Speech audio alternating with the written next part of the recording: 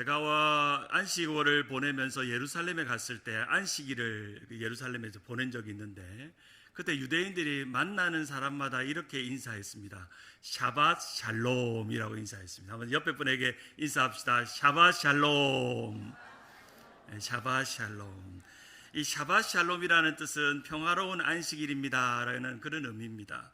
히브리 숫자 7이라는 쉐바라는 단어에서 나온 사밧이 바로 그 샬롬이라는, 바로 예루살렘과 관련이 있는 이 샬롬이라는 단어와 합쳐져서 7일째 되는 날, 안식의 날 평안과 또 샬롬을 구합니다 라고 하는 인사입니다.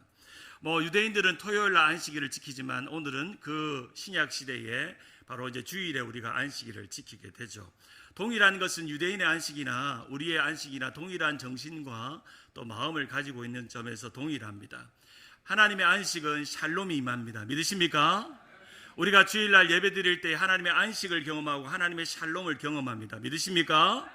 샬롬이 없는 인생 속에서 일주일을 시작하며 살아가며 드리는 이 첫 시간에 우리가 하나님이 주신 샬롬을 회복하고 일주일에 우리 일상 속에서 샬롬으로 살아가는 것입니다. 예수를 믿고 복음을 받아들이는 유대인들이나 그리고 그리스도인들 모두들은 한 가지로 샬롬을 누리며 살아가는 인생입니다. 그리고 이 샬롬은 열방의 이방인들이나 아니면 장자 이스라엘이나 동일하게 그 샬롬을 온 세계 가운데 함께 누리며 고백하는 삶이 되어야 합니다. 바로 마지막 때가 오면 그 예루살렘의 샬롬이 임해서 우리가 샬롬을 한 보따리 들고 그 땅으로 전진할 줄 믿습니다. 그 은혜가 충만하게 나아가는 시간 되기를 간절히 바랍니다. 제가 선교를 정의할 때 존 파이프 목사님의 선교를 정의하는 것을 참 좋아합니다. 열방이 기뻐하라 라는 책에 보면 예배가 존재하지 않기 때문에 선교가 존재한다. 선교의 힘은 예배이다. The mission power of mission is worship이라는 표현이 참 중요합니다. 미션의 파워는 바로 예배라는 의미입니다. 그래서 예배는 곧 선교요, 선교는 곧 예배라는 아주 심플한 선교적인 정의를, 선교가 무엇인가 라고 물을 때 저는 항상 그 선교의 정의를 좋아하고 말합니다. 저는 이 존 파이프 목사님의 이 선교의 정의를 좀 바꾸면 바로 샬롬이 존재하지 않기 때문에 선교가 존재하고 선교의 힘은 샬롬이다 라는 정의를 하려고 합니다. 한번 따라할까요? 선교의 힘은 샬롬이다. 온 세계와 열방과 성경의 땅 이스라엘, 그리고 성경의 장자의 민족 유대인들에게까지 다시금 우리가 샬롬을 선포하는 그날까지 그 꿈을 꾸며 나아갑니다. 오늘 특별히 우리 최에스라 우리 목사님, 지난주에 목사님이 되셔서 오늘부터 따끈따끈한 목사님이신데, 이제 오늘 선교 파송식을 통해서 다시금 우리가 이스라엘 선교에 대한 도전과 은혜를 누리는 귀한 시간 되기를 바랍니다. 우리 교회가 꿈꾸고 있는 비전 7300의 꿈이 우리가 저 이스라엘까지 나아가는 선교의 비전이 이루어지는 그날까지 우리가 온 세상에, 온 열방과 민족에, 그리고 마지막 땅 예루살렘에 다시금 샬롬의 땅이 되도록, 그리고 새 예루살렘이 그곳에 완성되기를 우리는 꿈꾸며 나아갑니다. 제가 지난주일 부임하고 아직도 제 마음 안에 부임한 이후에 흥분이 가시지가 않습니다. 아마 한 1년은 갈 것 같습니다. 흥분이 가시지가 않습니다. 이제 지난주 화요일부터 목요일 또 목사님과 번갈아 가면서 새벽기도를 하며, 오늘도 이제 제가 사는 다이몬바에서 아직 이사를 안 왔기 때문에 운전해서 오는 동안 계속 제 마음 안에 두 가지의 질문이 있었습니다. 하나는, 주님, 제가 우리 주님 세운 교회 2대 담임 목사로 준비하면서 진정한 진짜 하나님의 마음은 무엇입니까? 하나님, 저를 이곳으로 삶의 방향을 서에서 동에서 서로 바꾸셔서 이곳으로 내 삶의 방향을 이끄신 주님의 마음은 무엇입니까? 그리고 이제 후임 목사로 잘 훈련돼서 담임 목회를 시작할 때까지 주님이 원하시는 제 소원은 무엇입니까? 하는 질문입니다. 하나님의 마음이 무엇입니까? 그리고 하나님의 마음에 어울리는 저의 소원은 무엇이어야 합니까? 라고 기도합니다. 그래서 새벽에 예배당에 와서 기도하며 엎드리며 금요일마다 제 아내랑 엎드리며 기도할 때마다 하나님, 진짜 하나님의 마음을 알아서 목회하는 목회자가 되게 해달라고, 우리 주님 세운 교회를 20년 동안 지켜주시고 함께 하시는 그 은혜 속에서 내가 함께 동참하며 그 달려갈 믿음의 길을 함께 손을 잡고 달려갈 때 우리 사랑하는 박 목사님의 뒤를 따라서 그 바톤을 이어받아서 같이 전심전력하며 나아갈 때 하나님의 마음 그리고 또한 나의 소원을 주님 보게 해달라고 기도하고 있습니다. 아마도 오늘 주님 세운 교회 파송 선교사가 되시는 우리 최혜슬아 목사님도 저와 동일한 마음일 것 같습니다. 이스라엘 선교를 위해 하나님의 마음이 무엇입니까? 그리고 이스라엘 선교에 부르시는 그리고 그것을 위해서 이루어가는 저의 소원은 무엇입니까? 라고 하는 질문을 하시리라 생각합니다. 우리는 순간순간 목사나 선교사나 상관없이 모든 그리스도인은 하나님의 마음이 무엇인가를 알아야 합니다. 그리고 그 마음에 어울리는 또한 나의 소원, 우리의 소원, 우리 교회의 소원, 우리의 가정의 소원, 우리의 자녀들의 소원이 얼마나 거기에 어울리고 일치하는가가 너무너무 중요합니다. 바로 그것을 발견하는 것이 우리의 삶의 목적이고 그것을 깨닫는 것이 우리의 삶의 이유입니다. 하나님의 마음과 또한 우리의 소원이 그대로 일치하는 것, 그것이 온전히 이루어지는 것입니다. 종종 저는 설교할 때마다 또 제자훈련을 할 때마다 성도들에게 꼭 도전합니다. 교회를 다니시되 그냥 다니지 마세요 라고 도전합니다. 왜냐하면 진짜 하나님의 마음을 알면, 그리고 진짜 하나님의 소원을 알면 그 사람의 인생이 뒤집어지고 삶이 변화되어지고 삶의 선택과 결정이 바뀌고 말이 바뀌고 생각이 바뀌고 헌신이 바뀌는 삶이 되기 때문에 정말 그냥 교회 다니지 말고 하나님의 마음을 알고 그 마음에 어울리는 자기의 소원과 열망을 갖고 살라고 도전합니다. 진짜 부흥하는 교회는 모든 성도들이 교회를 향한 하나님의 마음을 품습니다. 교회를 향한 하나님의 마음을 품습니다. 그리고 그 교회를 향한 하나님의 마음을 목사님의 메시지를 통해서 또 교회 리더들 통해서 교회 목회 철학을 통해서 이루어질 때 그것이 목사님의 소원, 우리 장로님의 소원, 우리 지도자들의 소원이 아니라 그것이 나의 소원으로 받아들여서 함께 뜨겁게 기도하는 역사가 있습니다. 사랑하는 여러분, 우리 주님 세운 교회의 소원이, 주님 세운 교회를 향한 하나님의 마음이 여러분의 소원이 되기를 주님의 이름으로 축원합니다. 따로 국밥처럼 신앙생활하면 그 신앙생활은 정말 보잘것없이 끝납니다. 하나님 마음 따로 내 마음 따로 살면, 따로따로 놀면 결코 교회는 부흥하지 않고 삶은 하나님의 은혜와 목적대로 살 수가 없습니다. 따로 국밥 같은 교회는 한 길로 갈 수가 없습니다. 하나가 될 수가 없습니다. 한 목적으로 향해서 힘있게 진려갈 수 없습니다. 한 마음이 될 수 없습니다. 교회들의 분쟁이 있고 갈등이 있는 경우는 따로 국밥 같은 교회가 되기 때문에 분쟁이 있고 어려움이 있는 것이죠. 바로 하나님의 마음과 우리의 소원이 따로 노는 것입니다. 제가 짧지만 우리 주님 세운 교회에 느낀 점이 무엇인가, 어떤 교회인가 라고 묻는다면 저는 이렇게 말할 것입니다. 가야 할 방향, 비전이 심플하고 단순한 교회. 가야 할 방향이 심플하고 단순한 교회. 오직 하나님의 마음, 교회의 소원, 우리 목사님의 소원, 성도들의 소원, 직분자들의 소원이 온전히 심플하고 단순한 교회. 믿습니까? 교회를 가보면 휘황찬란하게 말하는 건 여러 가지고 비전은 여러 가지인데 뭘 말하는지, 이 교회의 정체성이 뭔지 알 수 없지만 우리 박 목사님을 비롯해서 우리 주님 세운 교회는 너무 심플합니다. 비전 7천 얼마? 7천 얼마? 7,300. 너무 심플하잖아. 세상에 바알에 무릎 꿇지 않는 7,000명, 그리고 300명의 선교사. 심플해요. 남들에게 여러분의 교회는 뭐 하는 교회입니까? 당신의 교회는 뭐가 장점입니까? 라고 물으면 우리 교회는 너무너무 심플합니다. 비전 7,300입니다. 바알에 무릎 꿇지 않습니다. 동성애에 무릎 꿇지 않습니다. 세상의 악한 법에 무릎 꿇지 않습니다. 세상에 비겁하지 않습니다. 우린 7,000명의 하나님의 사람들로 일어날 것이고 지금은 비록 작은 수이지만 7,000명이 될 줄 믿습니다.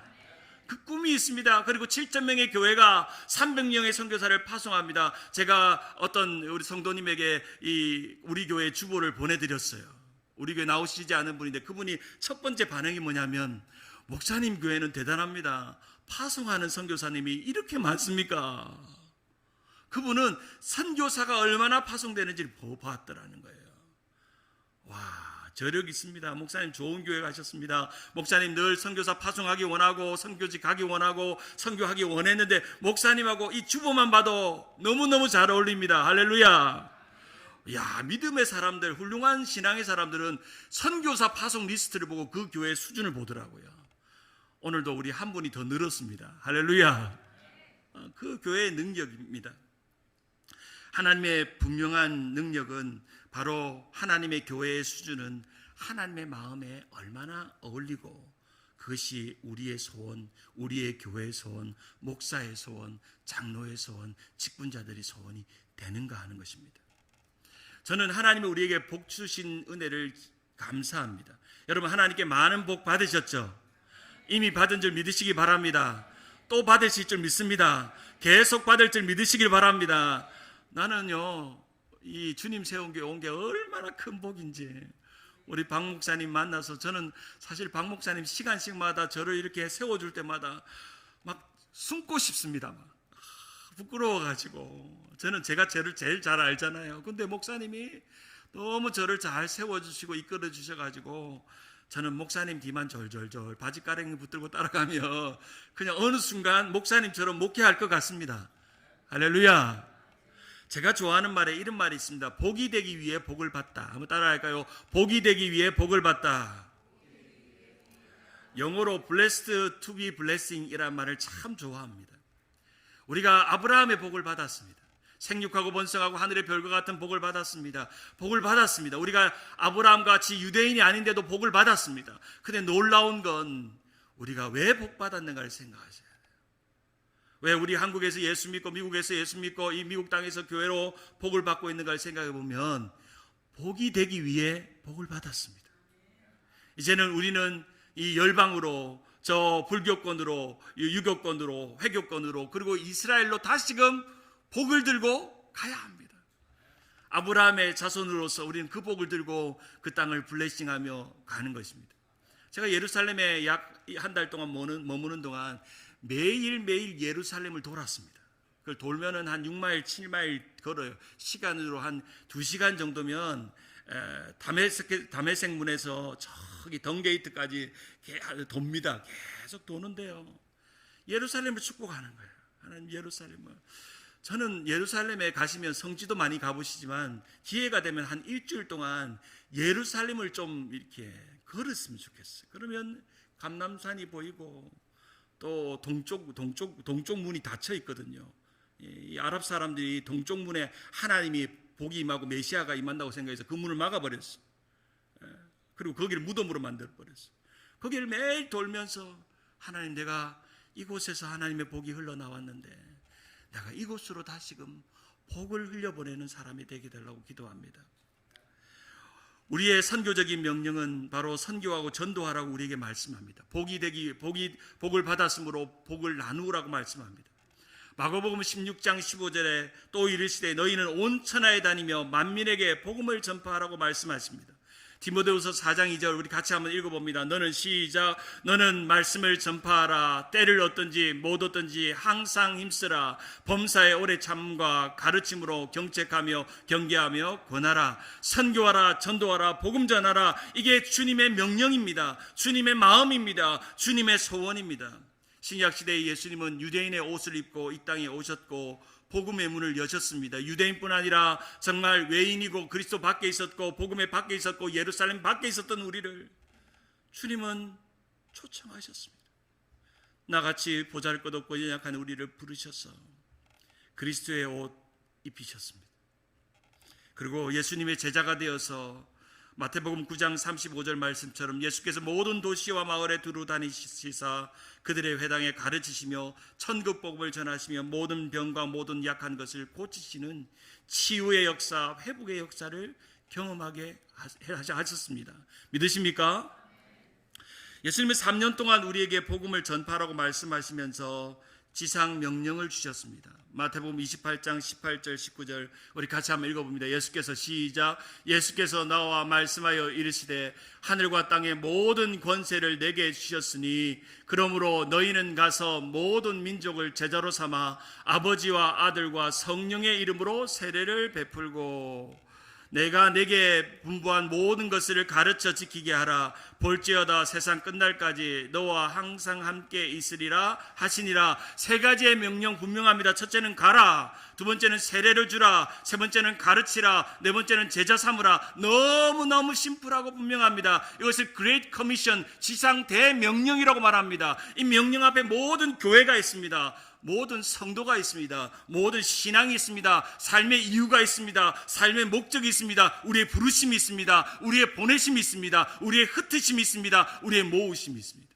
가라, 세례를 주라, 가르치라, 제자를 삼으라.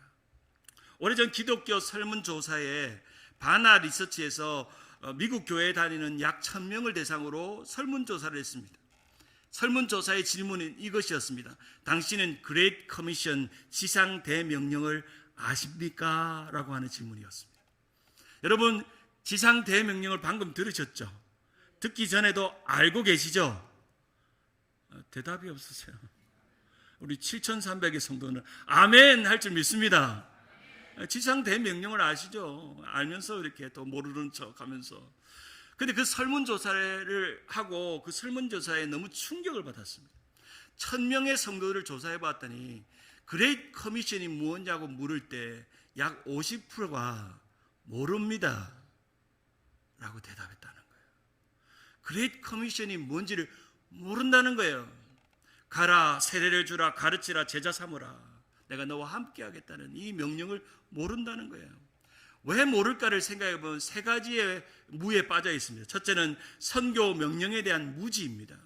신앙생활을 하고 예수 잘 믿고 복 받고 행복하고 위로받고 은혜 받고 그것은 너무너무 좋아하는데 이 그레이트 커미션, 우리의 존재의 목적, 교회의 목적인 그레이트 커미션을 무지하는 겁니다. 모르는 겁니다. 그리고 선교 명령에 대해 무시하는 것입니다. 알아도 이것은 나와 상관없는 일, 선교사님이 하는 일, 늘 목사님이 성도들에게 선교 헌금 걷기 위해 후원하기 위해서 하시는 동기부여 정도로 무시합니다.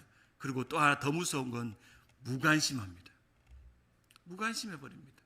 선교 명령에 대해서 무관심합니다. 저는 우리 주님 세운 교회가 이 선교 명령에 온전하게 탁월하게 그것을 지키고 기억하는 교회가 되기를 주님의 이름으로 축원합니다. 가라, 세례를 주라, 가르치라, 제자 삼으라. 그 명령 때문에 우리가 존재하는 것입니다.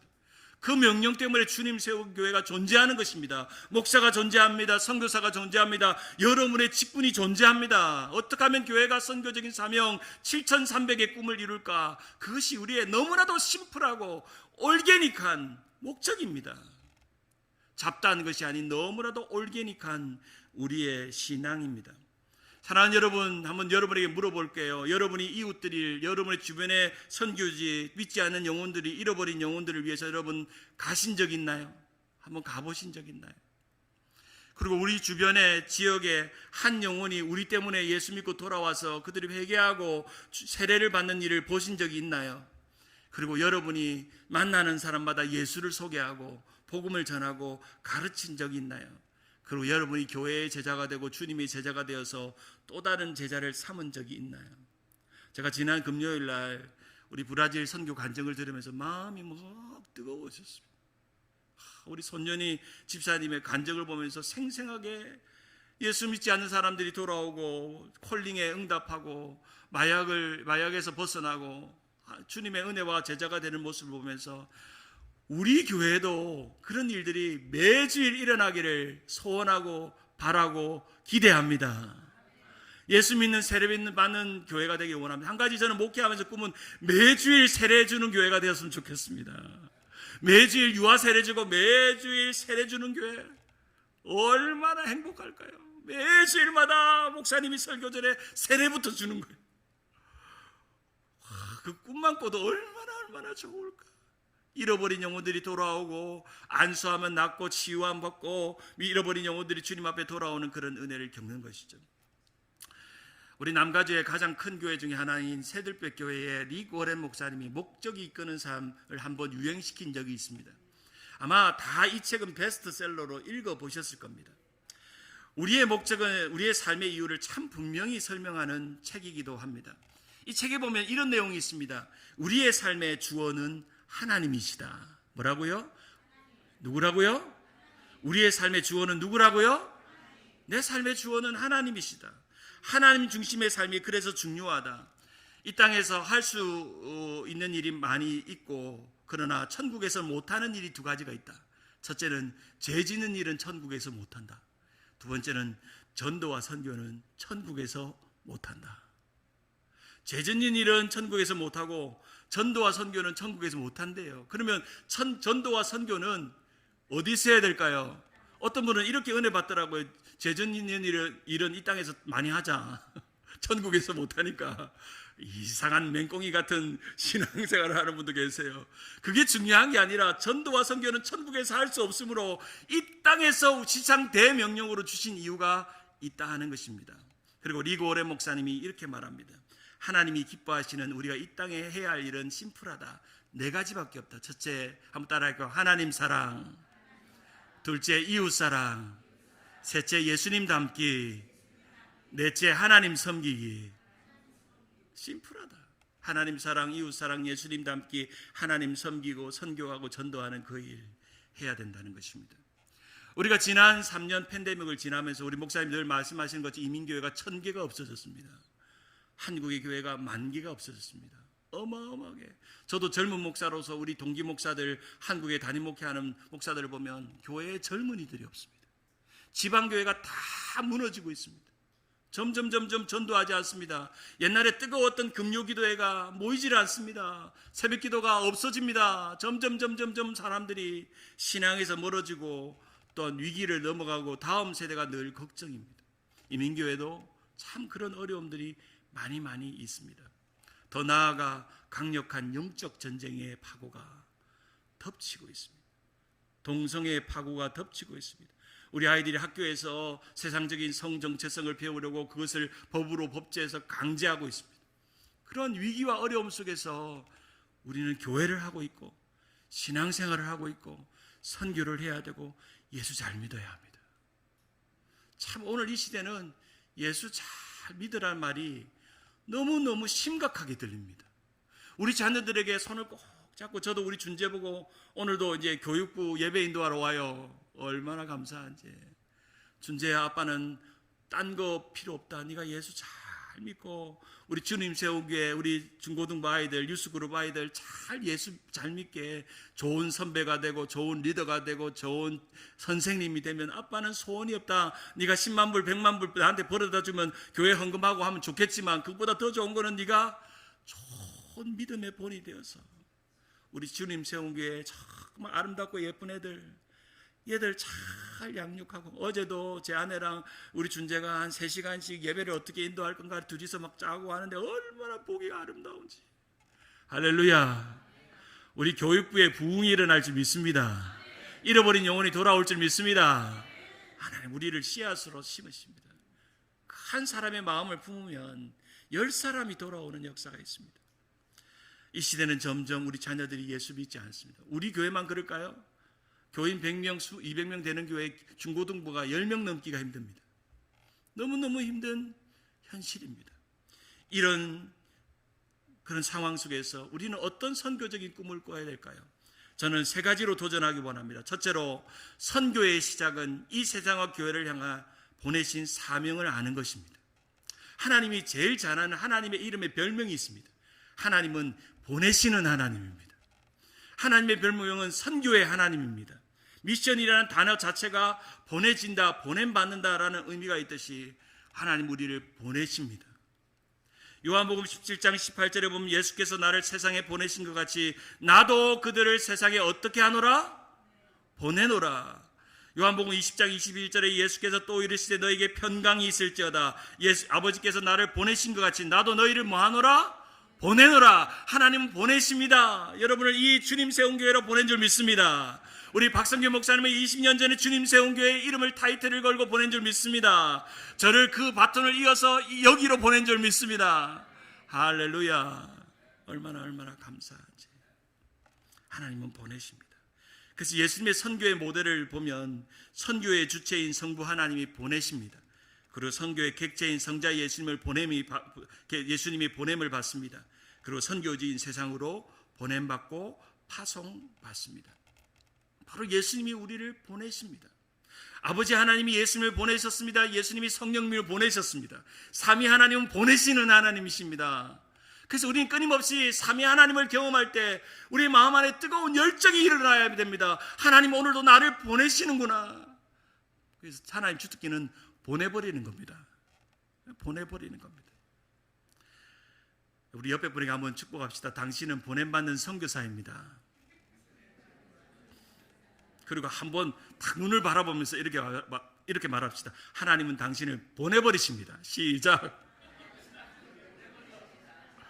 그리고 딴 교회로 보낸다, 뭐 어디로 간다 그 말이 아니라 정말 여러분의 가정으로, 교회로, 학교로, 엄마의 자리로, 할머니의 자리로, 또 선교사로 이스라엘로, 저 브라질로 우리를 보내십니다.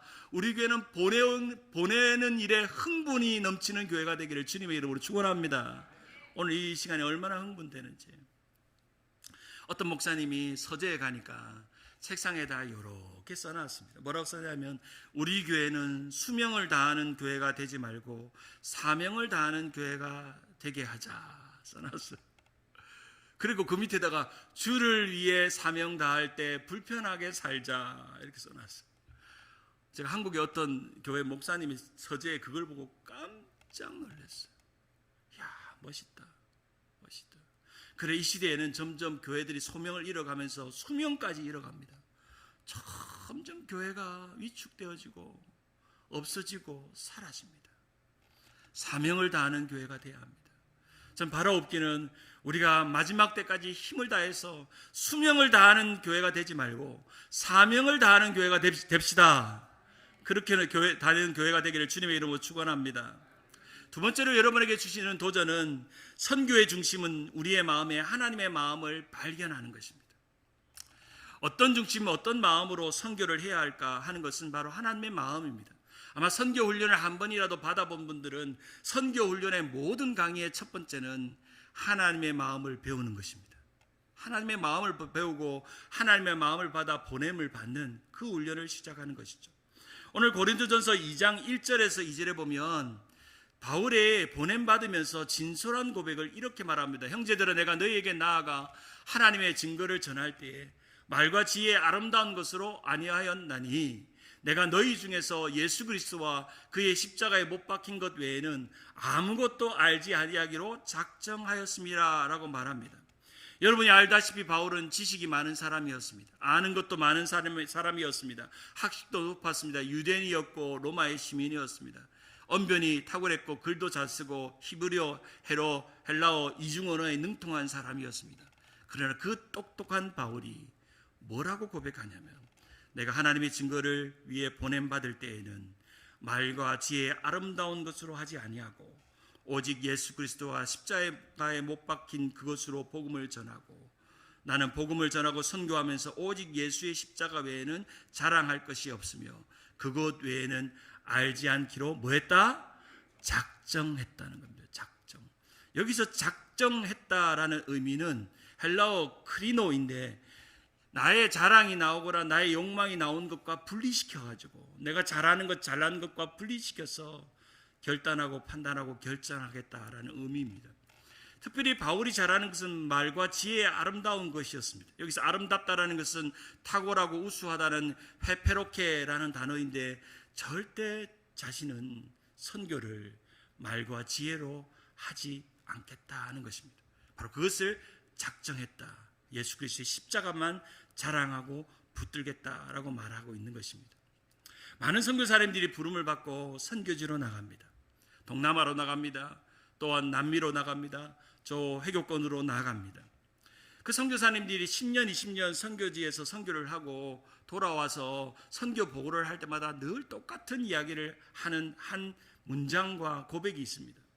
사랑하는 성도님 여러분, 제가 선교지에서 무엇을 발견했는지 아십니까? 그곳에서 하나님의 마음을 알았습니다. 하나님의 마음을 20년 동안 배웠습니다. 30년 동안 배웠습니다. 그 외롭고 힘들고 쓸쓸하고 교회도 세워지지 않고 변화되지 않은 그 땅에서 하나님의 마음을 배웠습니다. 그런데요, 20년 동안 30년 동안 선교하면서 제일 놀라운 배움은 그 사람들을 변화시키러 갔다가 제 마음이 변화된 것입니다. 그 사람들의 마음을 변화시키려고 복음을 전하고 교회를 세우고 신학교를 세우러 갔다가 실패하고 낙담하고 단 넘어졌을 때 그 속에서 하나님의 마음을 배워 하나님의 마음으로 내가 변화된 것입니다. 그 고백을 들을 때마다 얼마나 감사한지. 저도 짧은 순간 목회하면서 절대 말과 지혜로 목회가 안 된다는 걸 압니다. 절대 말과 지혜로 생각으로 되지 않는다는 걸 압니다. 성령의 힘으로 예수 그리스도 십자가를 붙들 때 하나님의 마음이 나를 날마다 변화시켜야 오늘도 설교를 준비하고 예배를 인도하고 교회를 섬길 수 있다는 것을 압니다. 하나님은 우리가 무엇을 하는지보다 우리가 어떤 마음으로 어떤 사람이 되는지를 더 중요하게 보십니다. 우리의 중심을 보십니다. 제가 돌아보면 부목사에서 이제 담임 목회 가니까 처음에는 너무 좋았습니다. 이제 부목사 타이틀 떼고 담임 목사다라고 하는 말이 너무 좋아가지고 처음 부임하고는 뭐라도 하려고 너무 열심히 했습니다. 근데 놓친 것이 있었습니다. 내 마음에 하나님의 마음을 놓쳤습니다. 너무 열심히 하고 노력을 하고 열정을 다했는데 어느 순간 하나님의 마음을 놓쳤다는 생각이 들고 잠시 목회를 멈추기로 마음을 먹었습니다. 그리고 지난 2년 동안 2년의 시간 동안 하나님의 마음을 달라고 기도했습니다. 그런 가운데 선물같이 주님 세운 교회가 제게 왔습니다. 제 인생에 들어왔고 제 목회에 들어왔습니다. 그리고 제 마음에 첫 시간부터 너무 일하려고 생각하지 않습니다. 오직 하나님의 마음으로 하나님의 마음을 받아 하나님의 마음에 합당한 사람이 되려고 합니다. 제가 주님 세운 교회 부임하고 또 부임했다는 소식을 이전 교회 어떤 성도님에게 문자로 보냈더니 이분이 축하와 격려의 문자를 이렇게 썼습니다. 정말 좋은 소식입니다, 목사님. 그동안 목사님과 사모님이 눈물의 기도인 줄을 믿습니다. 이제 다시 시작하는 하나님의 원대하신 멋진 계획이 펼쳐지리라 믿어 의심치 않습니다. 더욱 원숙한 설교와 말씀을 늘 응원합니다. 저 같은 성도들은 각기 나름대로 강하기도 하고 나약하기도 하다고 생각합니다. 이기려고 하지 마시고 다스리시고 약한 마음을 격려하고 길을 북돋아주는 목회자가 되면 좋겠습니다. 저는 인터넷 교인이 되어 말씀을 들으며 남은 생애를 보내겠습니다. 두 분 사랑합니다. 왔어요. 저는 이 짧은 메시지를 들으면서 이게 하나님의 마음이구나, 그것을 배웠습니다. 저는 목회가 힘들 때마다 자주 부르는 노래가 있습니다. 찬송가 455장 주님의 마음을 본받는 자, 주님의 마음을 본받는 자, 그 마음의 평강이 찾아오면 험악한 세상을 이길 힘이 하늘로부터 임함이로다. 주님의 마음을 본받아 살면서 그 거룩하심 나도 이루리. 주님의 마음을 본받는 자, 그 마음의 평강이 찾아오면 험악한 세상을 이길 힘이 하늘로부터 임함이로다. 같이 주님의 마음 본받아 살면서 그 거룩하심 나도 이루리. 할렐루야. 만약에 여러분 제가 새벽기도 하다가 갑자기 이 찬양을 혼자 흥얼거린다면 우리 목사님 힘든 일이 있구나 생각하세요. 자주 부르지는 않을 것 같고요. 저는 이 찬양의 3절이 좋습니다. 가는 길 거칠고 험하여도 내 마음에 불평이 없어지면 십자가 고난을 이겨내신 주님의 마음 본받음이라. 주님의 마음 본받아 살면서 그 거룩하심 나도 이루리. 삶을 살아가다 보면 내가 부르신 그 자리에서 불평과 원망과 하나님 왜 나는 이런 곳으로 부르셨나요? 이런 가정으로, 이런 어려움으로, 이런 형편으로 나를 부르셨나요? 걱정되고 불평할 때마다 우리가 기억해야 될 마음은 주님의 마음을 배우는 것입니다. 나를 이곳으로 보내셨다는 것입니다. 어떤 목사님의 말처럼 목회를 가고 선교사로 가는 분들에게 꼭 이런 질문을 하죠. 자네 정말 그 길을 가려나? 라고 질문합니다. 오늘도 매일매일 주님은 저에게 이렇게 질문합니다. 자네 정말 우리 주님 교회에 담임 목사로 가려나? 라고 질문할 때 나의 말과 지혜로 하지 않고 하나님의 마음 주시면 제가 잘 해볼게요. 제가 잘 할 수 있을 것 같아요. 하나님의 마음 주시면 그거 잘 배우면 할 수 있을 거라고 고백합니다. 세 번째로 선교의 실천은 이 땅 가운데 하나님의 마음을 드러내는 것입니다. 여러분, 목회든 선교든 가정의 일이든 교회의 일이든 어떤 사역이든 신앙생활이든 교회 생활이든 하나님 없이 하는 것은 오래 가지 않습니다. 하나님 없이 하면 금방 탄로납니다. 여러분이 목사를 보고 선교사를 보고 오늘 이 설교가 하나님 마음 없이 하는지 저도 알고 여러분은 더 잘합니다. 오늘 목사님의 설교가 하나님의 마음 없이 그냥 하는구나. 더 잘합니다. 하나님의 마음과 우리의 소원이 일치한지, 그리고 주님의 마음이 우리 가운데 얼마나 있는지를 날마다 생각해 보아야 합니다. 어쩌면 하나님은 우리가 많은 일을 하는 걸 원치 않으실 수도 있습니다. 하나님이 원하는 것은 그 일을 어떤 마음으로 하느냐가 중요합니다. 그리고 오늘 교회 일을 봉사하고 섬기는데 마음에 불평이 있고 원망이 있고 짜증이 있고 귀찮음이 있고 싫은데 억지로 어쩔 수 없이 내가 목사니까 장로니까 권사니까 집사니까 다른 사람 체면 때문에 하고 있다면 그 마음은 실패입니다. 그런데 그 남들이 보지 않는 가운데도 내 마음이 기쁘고 즐겁고 주님의 마음을 배우고 남들이 알아주지 않아도 그 마음이 내 안에 있다면 그 마음은 온전히 성공하고 온전합니다. 하루는 아내를 도우려고 이렇게 쌓여있는 설거지를 했습니다. 그 세제를 풀어가지고 거기다가 하얀 설거지를 이렇게 해가지고 옆에 쌓아놨습니다. 아내가 들어왔습니다. 목사님 설거지까지 다 했네. 칭찬할 줄 알았습니다. 그런데 쓱 보더니 다시금 하나둘씩 꺼내더니 다시금 설거지를 다시 하는 겁니다. 그래서 제가 마음이 좀 상했어요. 설거지를 했으면 칭찬이라도 해줄 것을 그냥 왜 설거지를 하는지 그냥 저도 모른 척 했습니다. 그리고 얼마 후에 아내가 어떤 식으로 설거지를 하는지를 봤습니다. 보니까 설거지를 깨끗하게 하고 휴지로 키친타올로 물이 튀어 있는 것을 깨끗하게 주변 정리를 하고 그리고 행주를 쫙 짜가지고 탈탈 털어가지고 널고 그리고 그 냄새가 안 나도록 바데 싱크대 바닥 밑에 있는 찌꺼기나 이런 것들을 때들을 싹 맡기고 그리고 설거지를 짠 마무리하더라고요. 그래서 나도 한번 해봐야 되겠다 해가지고 그 다음에 설거지를 할 때 똑같이 했습니다. 그러니까 제 아내가 뭐라냐면 여보 설거지 했네. 참 잘했어. 칭찬받았습니다. 할렐루야. 박수를 좀 치려면 크게 치세요. 그때 번쩍 떠오르는 게 있습니다. 설거지도 내 방식대로 하는 게 아니라 우리 집사람 방식으로 해야 칭찬받는구나. 우리가 하나님의 일을 할 때 내 방식대로 하면 내 뜻대로 하면 칭찬받지 않지만 하나님의 마음에 들게 해야 합니다. 예배도 하나님 마음에 들게 해야 합니다. 헌금도 하나님 마음에 들게 해야 합니다. 어떤 분들은 선교 헌금 하는데 그냥 형식적으로 선교사님 도우려고 합니다. 여러분 그 선교 헌금 보낼 때 생각했어요. 이 선교홈이 하나님의 마음에 들까 생각했어요. 그러면 달라집니다.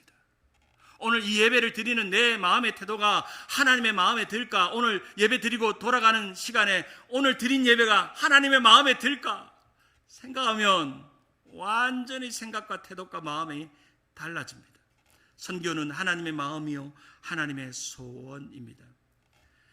고린도전서 2장 3절에 보면 내가 너희 가운데 거할 때에 약하고 두려워하고 심히 떨었다. 바울도 하나님의 마음으로 복음을 전하고 보냄받을 때 심히 떨었다라고 말합니다. 4절에 내 말과 내 전도함이 설득 있는 지혜의 말로 하지 아니하고 다만 성령의 나타나심과 능력으로 하여 5절 같이 있습니다. 시작. 너희의 믿음이 사람의 지혜에 있지 아니하고 다만 하나님의 능력에 있게 하게 하였노라. 아멘. 우리의 모든 하나님의 마음받아 하는 일은 하나님의 능력으로 해야 될 줄 믿으시기를 바랍니다. 성령의 능력으로 해야 합니다. 하나님의 마음받아 하나님의 능력으로 해야 합니다. 제가 담임 목회 청빙하면서 인터뷰하는 중에 이스라엘 선교에 대해서 어떻게 생각하세요? 라고 하는 질문을 받았습니다. 또 그 인터뷰 중에 우리 박 목사님의 선교의 비전과 목적이 무엇인지, 목회 철학이 무엇인지를 제가 들었습니다. 그리고 담임 목사를 동의하고 청빙에 동의할 때 목사님 목회에 동의했습니다. 그래서 그것을 함께 꿈꾸며 달려가기 원했습니다. 우리 대한민국은 한 가지 꿈에도 이루는 소원이 하나 있죠. 뭡니까? 통일이죠. 꿈에도 소원 통일이죠.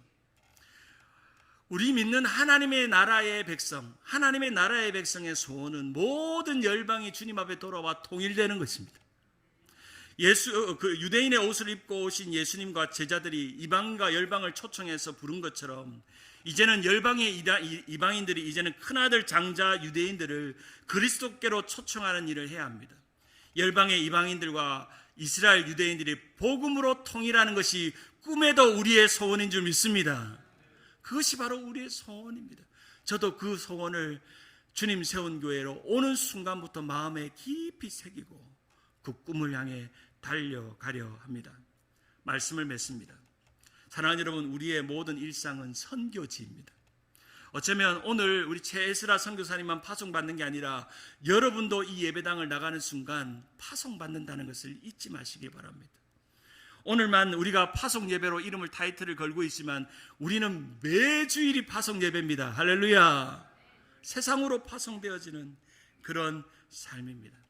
그러한 삶 속에서 우리 주님 세운 교회가 하나님 보시기에 마음에 들게 해야 합니다. 우리의 주님 세운 교회가 하나님의 마음에 꼭 드는 교회면 하나님이 반드시 부흥을 주십니다. 은혜를 주십니다. 잃어버렸던 영혼이 돌아오게 합니다. 세례받는 영혼들이 돌아오게 합니다. 교육부가 부흥이 일어납니다. 하나님의 마음에 들면 하나님이 주십니다. 그 역사를 보게 합니다. 하나님이 제가 우리 주님 세운 교회 우리 박 목사님을 이어서 후임 목사로 하나님의 마음에 들면, 저만 잘하면 하나님은 스스로 잘해주시는 분입니다. 믿으시기를 바랍니다. 오늘 특별히 주님 세운 교회 귀한 파송 선교사로 부름을 받고 아름다운 이스라엘 선교의 전문가로 섬기는 귀한 우리 목사님에게 그 걸음걸음마다 하나님의 축복과 또 우리 주님 세운 교회와 함께 그 동력하는 아름다운 역사를 꿈꾸며 이루어가기를 원합니다. 시편 28편 8절에 보면 내게 구하라 내가 이방 나라를 내 유업으로 주리니 내 소유가 땅끝까지 이르리로다. 마가복음 16장 15절 우리 같이 한번 읽고 말씀 마칩니다. 16장 15절 시작. 또 이르시되 너희는 온 천하에 다니며 만민에게 복음을 전파하라. 아멘.